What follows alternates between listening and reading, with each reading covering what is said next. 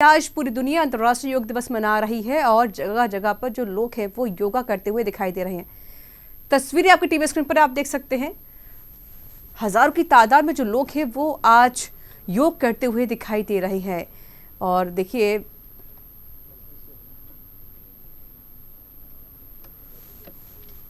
Live तस्वीर आपको दिखा रहे हैं जहां पर देखिए आज पूरी दुनिया योग दिवस मना रही है। सभी योग करते हुए दिखाई दे रहे हैं और आपको बता दें कि भारत में ही नहीं बल्कि विदेशों में भी जो लोग हैं वो योग करते हुए दिखाई दे रहे हैं, क्योंकि योग एक ऐसा साधन है जो कि आपको निरोग रखता है और आपका जो शरीर है वो स्वस्थ रहता है। और इसके अलावा कई ऐसी चीज़ें हैं जिसको लेकर आपको ज़रूर फायदे होते हैं। हालांकि देखिए लालचंद मेरे सहयोगी मेरे साथ जुड़े हुए हैं इस पर और अधिक बातचीत करने के लिए।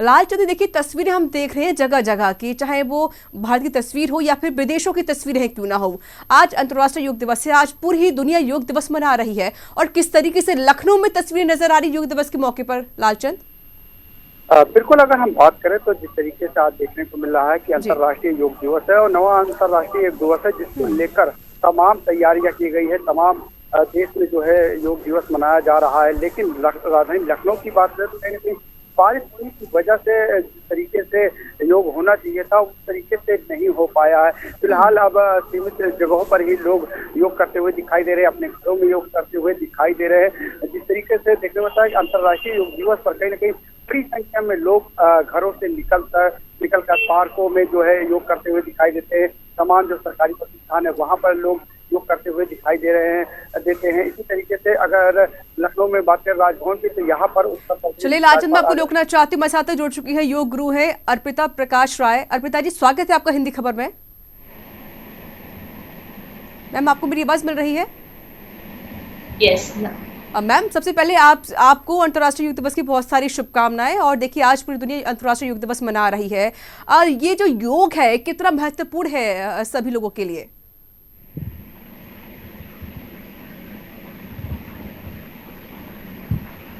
अर्पिता जी, आपको मेरी आवाज मिल रही है? हेलो मैम, आपको मेरी आवाज मिल रही है? मुझे भी आपकी आवाज आ रही है। अब मैम देखिए आज पूरी दुनिया अंतर्राष्ट्रीय योग दिवस मना रही है, कितना महत्वपूर्ण योग होता है सभी के लिए। सबसे पहले तो मैं अभी आप सबको नमस्कार करती हूँ और अपने दर्शकों का स्वागत करती हूँ हिंदी खबर पे। योग हमारे जीवन का एक संपूर्ण जीवन कहते हैं। योग बहुत ही अभिन्न अंग है। तो सिर्फ 21 जून के दिन ही ना, योग तो हमें हर दिन करना चाहिए। और योग का जीवन से इतना ज्यादा लगाव होना चाहिए, क्योंकि जीवन सिर्फ एक शारीरिक प्रक्रिया नहीं है। जो योग है वो एक पूरा कंप्लीट जीवन है, जिसको कहते हैं संपूर्ण जीवन। जी बिल्कुल। और मैम देखिए जाहिर है कि आज पूरी दुनिया योग भी कर रही है और ये योग सिर्फ 21 जून को नहीं बल्कि हर रोज करना चाहिए, तभी आप निरोग रह सकते हैं। कुछ ऐसे आप कुछ ऐसे योग कर सकती हैं कि ताकि जो जनता है वो आपको देख भी रही है और आपसे थोड़ा बहुत सीख भी सके। यस, मैं आज आप लोगों को दिखाने जा रही हूँ कि वो कौन कौन से योग पोस्चर है जिसको करने से हमारा जीवन खुशहाल होता है और हमारे अंदर अगर कोई भी बीमारी है तो उसको हम निकाल सकते हैं योगा के द्वारा। तो मैं सबसे पहले अपने दर्शकों को बताना चाहती हूँ कि जब भी हम योग करते हैं तो हमें एक खुशहाल, जिसको हम बोलते हैं ना कि हैप्पी चेहरा, एक अपना खुश होना चाहिए। योगा मैट पे बैठना चाहिए। अगर मैं अपने दर्शकों को बताऊं तो सबसे पहले आपको बैठ जाना चाहिए, कमर को सीधा रखते हुए अपने कमर को सीधा रखना है और नमस्कार मुद्रा में आना है। आंखें बंद करते हुए अपने दोनों हाथों को खोलते हुए स्ट्रेच योर आर्म्स, दोनों हाथों को ऊपर किए, उसके बाद नीचे आए, उसके बाद फिर ऊपर करें और फिर हम नीचे आए। इनहेल और एक्सहेल, सांस को लेना है, सांस को छोड़ना है। इस तरीके से जब हम दूसरी तरफ बढ़ते हैं, योगा प्रैक्टिस करने से पहले हमें सूक्ष्म व्यायाम करना चाहिए, जिसको हम जनरल लैंग्वेज में कहते हैं कि वार्म अप, जिसको बोलते हैं stretching exercise, warm up exercise. So हम योग की भाषा में, हम योग की लैंग्वेज में कहते हैं सूक्ष्म व्यायाम। मैंने आपको बताया कि दोनों हाथों को साइड रखना है। उसके बाद हम ऊपर की तरफ हाथ को स्ट्रेच करते हैं, फिर हम नीचे हाथ रखते हैं, फिर हम ऊपर की तरफ इस तरीके से। फिर उसके बाद हम जाते हैं तितली आसन में, जिसको हम बोलते हैं बटरफ्लाई।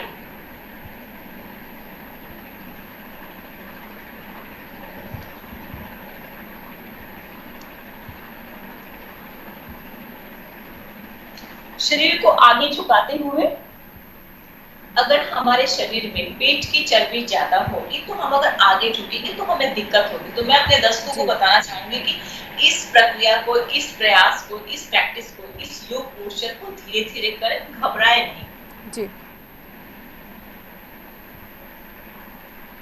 नीचे की तरफ गए एंड ऊपर की तरफ। इस तरीके से फिर हमने दोनों पैरों को बैंड करते हुए, दोनों हाथों को घुटने के ऊपर रखते हुए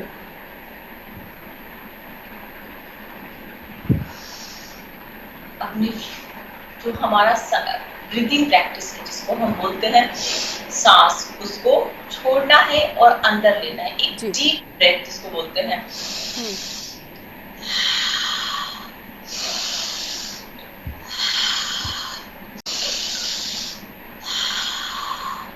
इस तरीके से जो छोटे छोटे प्रयास हैं, अगर उसको हम नियमित रूप से करें तो खुशहाल जीवन की तरफ, और हमारे अंदर अगर कोई भी नेगेटिव एनर्जी, नकारात्मक ऊर्जा, योग के द्वारा नकारात्मक ऊर्जा को बाहर किया जा सकता है और एक खुशहाल जीवन जिया जा सकता है।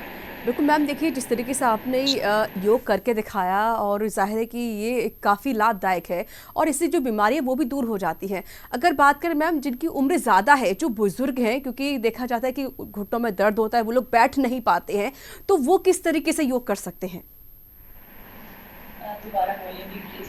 मैम आपको मेरी आवाज़ मिल रही है? थोड़ी आवाज़ धीरे धीरे आ रही है। मैम मैं ये कह रही हूँ कि जो लोग जैसे बुजुर्ग हो गए, जिनकी उम्र ज़्यादा है, क्योंकि युवा तो योग कर सकते हैं लेकिन बुजुर्ग अब नीचे बैठ नहीं पाते हैं, तो वो किस तरीके से योग कर सकते हैं? हाँ, हर स्थिति में योग हमारे लिए सहायक है, अगर हमारे शरीर में दर्द है।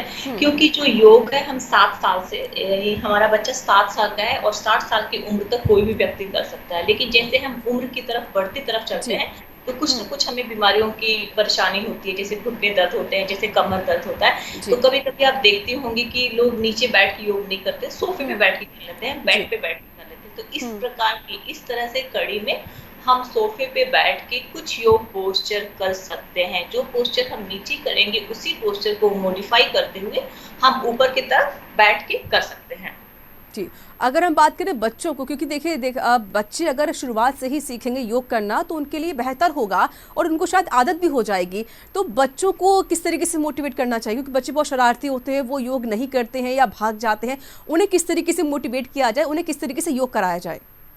सबसे पहली बात है कि अगर मैं आपको बताना चाहूंगी कि जब हम स्कूल से बच्चे घर आते हैं तो हम उनसे पूछते हैं कि आज आपको स्कूल में मजा आया, तो उनके मुंह से 2-3 बातें निकलती है। आज हमारी गेम्स क्लास थी, आज हमारे स्पोर्ट्स टीचर ने ये कराया, तो उनके चेहरे पे एक अलग तरह की खुशी होती है जी। तो क्या होता है कि योग हुआ, व्यायाम हुआ, स्विमिंग हुआ, एरोबिक्स हुआ, यह सब फिटनेस का जो मंत्र है। तो बच्चों का इंटरेस्ट देखते हुए कि बच्चे किस तरफ जा रहे हैं, कौन से रुझान में हैं, उस प्रकार से बच्चों को हमें देखना है कि वो किस तरीके से करे।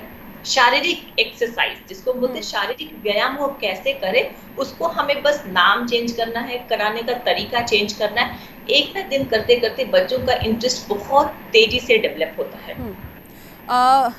मैम हमेशा एक बात और देखी गई है, क्योंकि आज की जनरेशन है वो जिम जाना ज़रूर पसंद करती है, क्योंकि ऐसे कई लोग हैं जो जिम जाते हैं जो योगा नहीं करते हैं।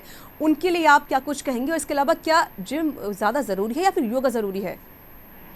नहीं, योगा बहुत ज़रूरी है। और सबसे बड़ी बात है कि मैं आपको बता देना चाहती हूँ, आज इस टॉपिक पे हम दोनों बात कर रहे हैं और हमारे दर्शक हमें सुन रहे हैं, तो जिसको नियमित रूप से अगर हम योग का प्रयास करते हैं तो आप देखेंगे कि हमें हमारे अंदर एक पॉजिटिव ऊर्जा का संचार होता है। जैसे आज का जो युवा है, आजकल के जो बड़े बुजुर्ग भी हैं, आजकल के जैसे जो लोग किसी को नहीं कहते हैं, आपको कहती हूँ, मैं अपने आप को लेती हूँ, हमें कुछ काम करना होता है तो हम घबराने लगते हैं, हम समझ नहीं पाते कि हमें क्या करना है।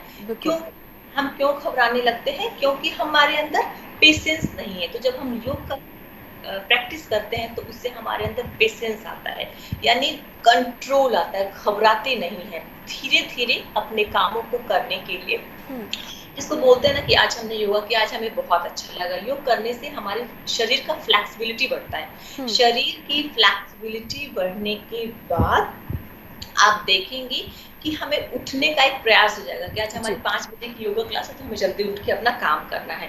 दूसरी बात ये है कि जो ब्रीदिंग जिसको बोलते हैं, अभी बीच में जब कोरोना आया तो लोग बोले थे कि योग करिए योग करिए योग करिए, इसीलिए कहा जाता है क्योंकि जब हम योगा करते हैं तो हमारा लंग्स कैपेसिटी, जो हमारा लंग्स होता है वो स्ट्रॉन्ग होता है, जिससे हमारे शरीर में कोई भी अटैक या लंग्स से, जिसको फेफड़ा में ब्रीदिंग का होता है, जिसको आप कह सकते हैं हार्ट अटैक नहीं आता है से, क्योंकि हमारा जब हम योग की प्रक्रिया में रहते हैं, जब हम योग की प्रैक्टिस में रहते हैं तो जो हमारा लंग्स होता है वो स्ट्रॉन्ग होता है, तो उससे किसी भी बीमारी से लड़ने का उसको ताकत रहता है। मैम देखिए, जिस तरीके से आपने हार्ट अटैक का जिक्र किया, क्योंकि देखा जाए कि हार्ट अटैक अक्सर लोगों को आ ही रहा है, स्पेशली जो एक्टर्स लोग हैं उनके पास समय की कमी भी होती है, हमेशा देखा जाता है। अगर हम योग करते हैं तो जाहिर है कि जो बीमारी हमारे अंदर होती है वो शायद खत्म हो जाती है।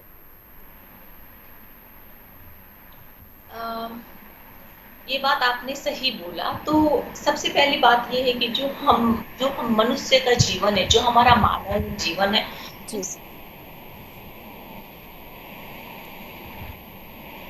मैम आपको मेरी आवाज मिल रही है? स्क्रीन साफ नहीं आ रहा है। मैम आप बोलिए, आपकी आवाज मिल रही है और आप दिखाई भी दे रही हैं, बोलिए मैम। ठीक है, तो मैं सबसे पहले ये बताना चाहूंगी कि जो हमारा योग का प्रयास है, जो हमारी योग की प्रैक्टिस है, इसको करने से हर एक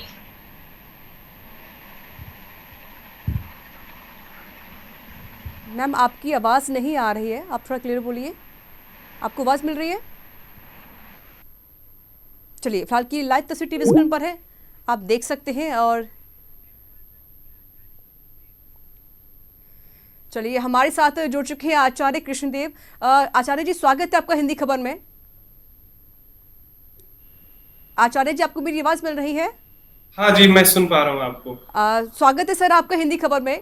सर देखिए, सबसे पहले आपको अंतर्राष्ट्रीय योग दिवस की बहुत सारी शुभकामनाएं हिंदी खबर की तरफ से। आज पूरी दुनिया आज योग दिवस मना रही है, किस तरीके से आप देखते हैं और क्या संदेश आप देना चाहेंगे पूरी दुनिया को इस मौके पर? निश्चित रूप से हर भारतीय के लिए आज बहुत ही गौरव का विषय है जी। पूरा विश्व आज हमारा अनुकरण कर रहा है हमारे वैदिक संस्कृति, जिसमें योग और अध्यात्म भी है जी। और उसको आज पूरे वैज्ञानिक प्रामाणिकता के साथ, वैज्ञानिक मानकता के साथ इसको पूरे विश्व ने परखा है, विज्ञान के परखा हुआ, और पूरी दुनिया ने इसे स्वीकार किया है। तो हर भारतीय के साथ साथ हर योग प्रेमियों के लिए आज उत्सव का विषय है। पूरा विश्व आज अंतर्राष्ट्रीय योग दिवस मना रहा है। आप सभी को भी बहुत बहुत साधुवाद कि आपने इसे बहुत विशेष बनाया, ताकि ये जन जन तक इसका संवाद पहुंचे और हर व्यक्ति स्वस्थ रहे, हर व्यक्ति जो है निरोग रहे, प्रसन्न रहे, और उसके लिए योग संस्कृति को अपनाए बिना आज कोई दूसरा अन्य विकल्प है नहीं। बिल्कुल आपने सही कहा आचार्य जी। और एक महत्वपूर्ण सवाल ये भी है कि देखिए, पूरी दुनिया अंतर्राष्ट्रीय योग दिवस मना रही है क्योंकि इंटरनेशनल योग दिवस है ये, और लेकिन देखा अक्सर ये जाता है कुछ ऐसे धर्म के लोग हैं जो समझते हैं कि शायद सिर्फ एक धर्म के लिए है, मतलब उसको धर्म के साथ जोड़ देते हैं योग को। उनके लिए आप क्या कुछ कहना चाहेंगे? क्या वाकई ये सिर्फ एक हिंदू धर्म के लिए योग होता है? देखिए, हमारी संस्कृति योग की संस्कृति है वसुधैव कुटुंबकम, सर्वे भवन्तु सुखिनः। सबके सुख की कामना, सबके स्वास्थ्य की कामना, सबके कल्याण की कामना योग करता है, और हम पूरे विश्व को ही अपना परिवार समझते हैं जी। तो इसलिए ये जन के लिए है। हमारे देखिए, आप हर धर्म के लोग आज जितने भी थोड़े से, कोई बंद दिमाग व्यक्ति हो, कोई बिल्कुल एकदम अपने आंखों के ऊपर चश्मा लगाकर और मन के ऊपर चश्मा लगाकर योग को देखे तो उसमें सब कुछ ना कुछ उसमें से नुक्स निकाल लेगा। लेकिन देखा जाए तो आज इसकी स्वीकार्यता पूरे विश्व में बढ़ी है। पूरे विश्व के लोग, चाहे वो किसी भी जाति धर्म संप्रदाय के हो, सब ने बहुत हर्षित होकर इसका स्वागत किया है, अपने जीवन में अपनाया है, अपने परिवार को भी प्रेरित किया है, और जिससे इसका शारीरिक लाभ हो रहा है, मानसिक लाभ हो रहा है, और शरीर स्वस्थ रहे, मन स्वस्थ रहे तो पारिवारिक स्वास्थ्य बहुत अच्छा रहता है। पारिवारिक स्वास्थ्य, मानसिक और अपना शारीरिक स्वास्थ्य अच्छा रहे तो सामाजिक स्वास्थ्य अच्छा रहता है ना। तो पूरे विश्व के कल्याण के लिए योग से बढ़िया मंच तो हो नहीं सकता। इसलिए बिना किसी भेदभाव के पूरे संसार को इसको अपनाना चाहिए, और लोग अपना चुके हैं और अपना रहे हैं। बिल्कुल। चलिए आचार्य मेरे साथ बनी रहिएगा। रुक करते सीधे अंतिका जी का, जो कि योग धर्मगुरु है। अंतिका जी, देखिए जिस तरीके से आपने पूरी जानकारी दी है कि लोगों को योग करना चाहिए तभी आप निरोग रह सकते हैं, और कुछ अक्सर देखा जाता है कुछ युवा हैं जिनके पास इस वक्त टाइम की बहुत कमी रहती है, समय नहीं होता उनके पास, उनकी लाइफ काफ़ी बिजी होती है, शेड्यूल बिजी हो रहता है उनका, वो किस तरीके से टाइम निकाल सकते हैं योग करने के लिए? सबसे पहले तो मैं आपको यह बताना चाहूंगी कि 24 घंटे में बहुत सारा काम। सबसे पहले तो मैं अपने दर्शकों को यह बताना चाहूंगी कि 24 घंटे में हम सब काम करते हैं, सिर्फ योग के लिए ही समय नहीं निकाल पाते हैं।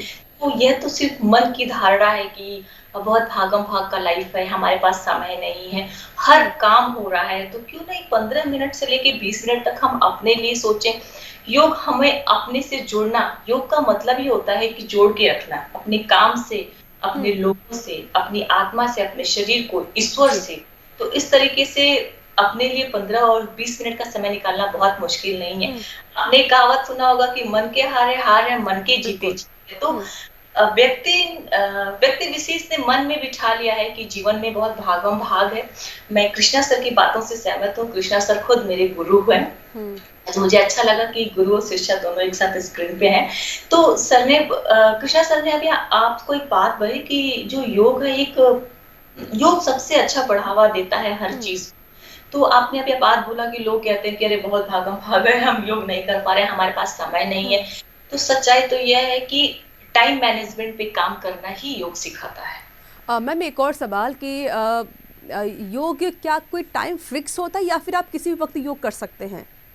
नहीं, कोई टाइम तो फिक्स नहीं होता है, लेकिन अगर हम सुबह योग करते हैं, जैसे नॉर्मली हमारे जब पहले की जितने भी बुजुर्ग गांव में हुआ करते थे, वो 4:30 4 बजे उठ जाया करते थे, ना कोई लोग अलार्म लगाते थे, क्योंकि उस ब्रह्म मुहूर्त को उसको ब्रह्म मुहूर्त कहा गया। और ब्रह्म मुहूर्त में ना पॉजिटिव एनर्जी बहुत होता है, शरीर हल्का होता है, कोई भीड़ भाड़ नहीं होता है, मन एकदम शांत होता है। तो आज के समय में सच्चाई है कि 4:30 इंसान नहीं उठ पाएगा, क्योंकि वो ऑफिस से लेट आता है, सोते सोते रात को 12 बज जाते हैं, कुछ लोग 1 बजे भी सोते हैं।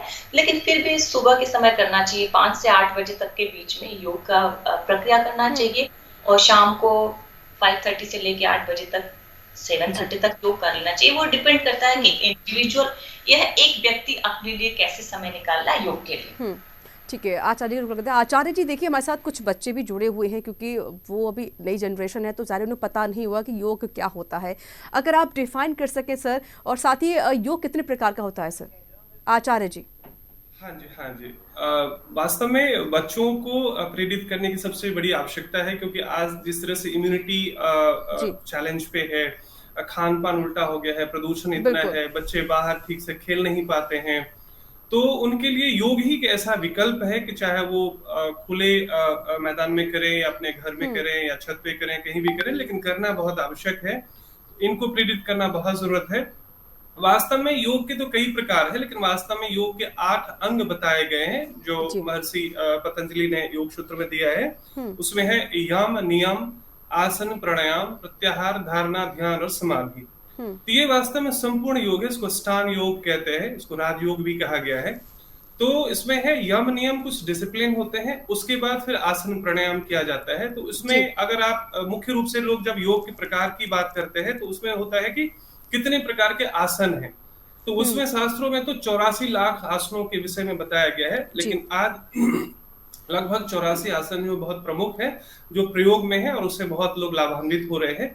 तो उसमें ये है कि आपने और क्या प्रश्न किया था, और क्या पूछा था आपने? और यही कि हम कैसे आप उसे डिफाइन कर सकते हैं ताकि बच्चे आसानी भाषा में समझ पाए कि योग है क्या, और कितना उनके लिए एक लाभदायक रहेगा। बहुत सुंदर। ये बच्चों के लिए, युवाओं के लिए और हर व्यक्ति के लिए जानना बहुत आवश्यक है। आज योग जो है उसका अर्थ लोग सोचते हैं कि एक प्रकार का एक्सरसाइज है, कुछ आसन करने होते हैं और ये योग है। मतलब जिस तरह कई बार स्पोर्ट्स में भी जोड़ के देखा गया।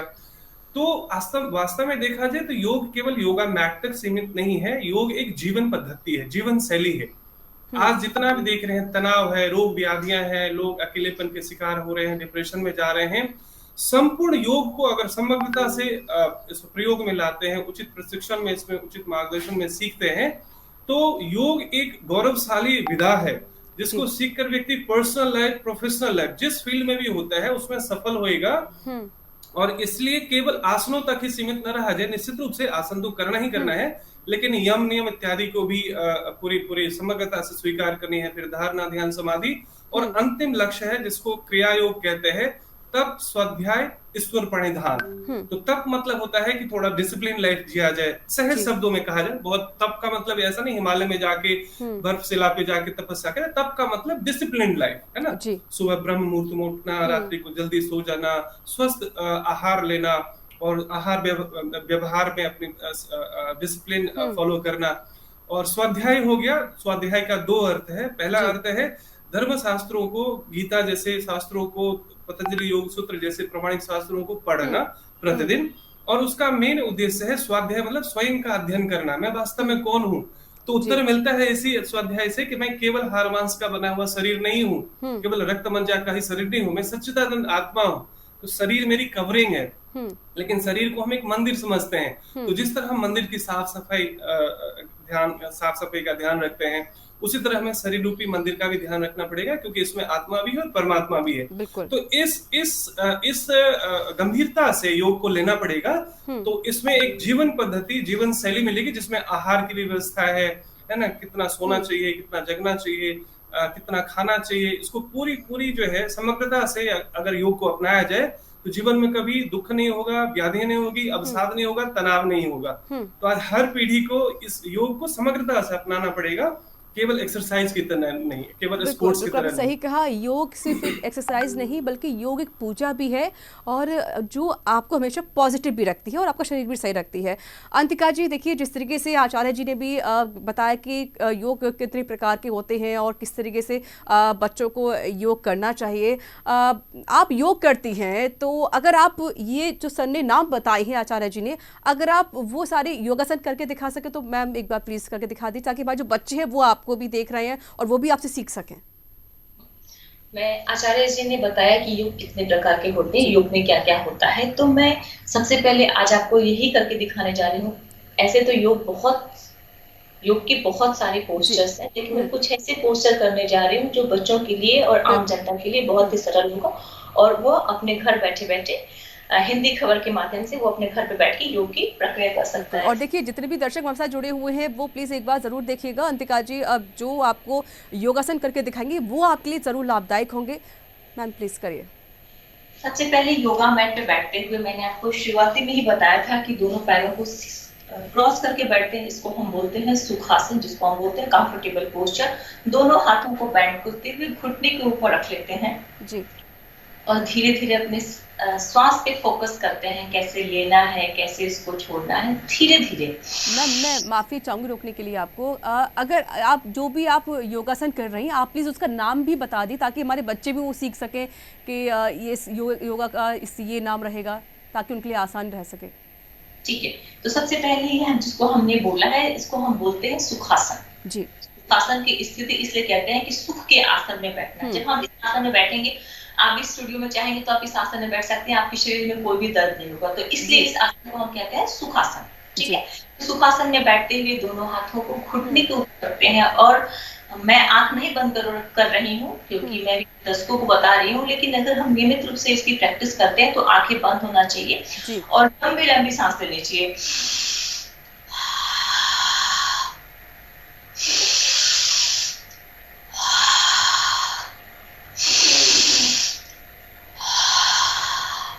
इस तरीके से 10 से 15 बार में हम कर सकते हैं।